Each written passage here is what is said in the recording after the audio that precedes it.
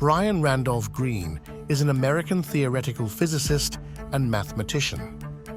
Greene was a physics professor at Cornell University from 1990 to 1995 and has been a professor at Columbia University since 1996 and chairman of the World Science Festival since co-founding it in 2008. As a guest on Joe Rogan's podcast, he has this to say about time. Listen to this. Talk about 1 billion years ago or 10 billion years ago, but if you go to 13.8 billion years ago, the Big Bang, that may be where time started. And you can't go further back in time than the very origin of time itself. That freaks me out. Yeah. See, that's one that it gets in your head and you go, what do you mean beginning of time? Yeah. Why would time have a beginning? Good. And it could be that time is an emergent quality of reality. I give you an analogy, boy. What I mean by that is, we all know what temperature means intuitively. Something's hot, you feel it. Something's cold, you feel it. Your body understands those concepts. What physics has done is it's gone deeper into the concept of temperature and revealed that it is nothing but the average motion of the particles making up the environment. So if the molecules are moving really quickly, you've got a hot environment. If the molecules are really moving slowly, it's a cold environment.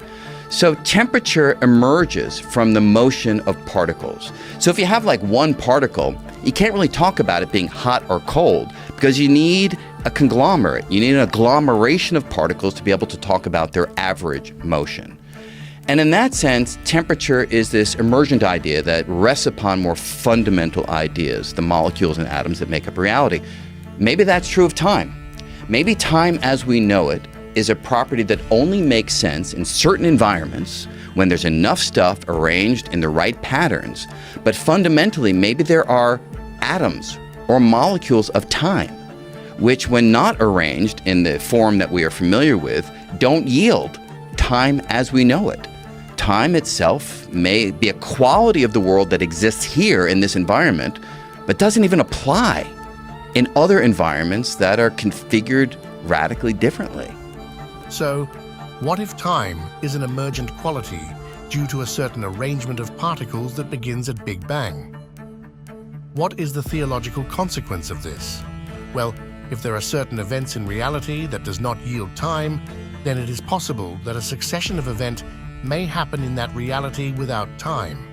It could be that this reality is before the Big Bang, which we theists commonly refer to as eternal events.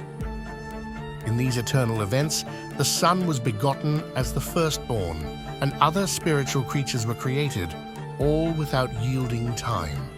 But you might contest, did you not just say eternal events? Does this not imply events that have no beginning? Well, not necessarily. The Bible also used the term eternal on something that has a beginning. For instance, Matthew 25 verse 41 mentions eternal fire. Here, though the fire is mentioned to be eternal, it does not mean the fire did not begin to exist. Likewise, just because an event happens in an eternal setting, it does not follow that the event has no beginning. An example of this is the eternal begetting of the Son. Eternal here does not mean that the event of begetting did not begin to happen. It simply means that the begetting happens when time is not measurable, since there is no time yet. But I understand that this is not comprehensible to us because everything that we experience is within time. However, in God, nothing is impossible. Certainly, He can cause a chain of events with beginning without yielding time. And now, backed up with science, they open that possibility of reality without yielding time.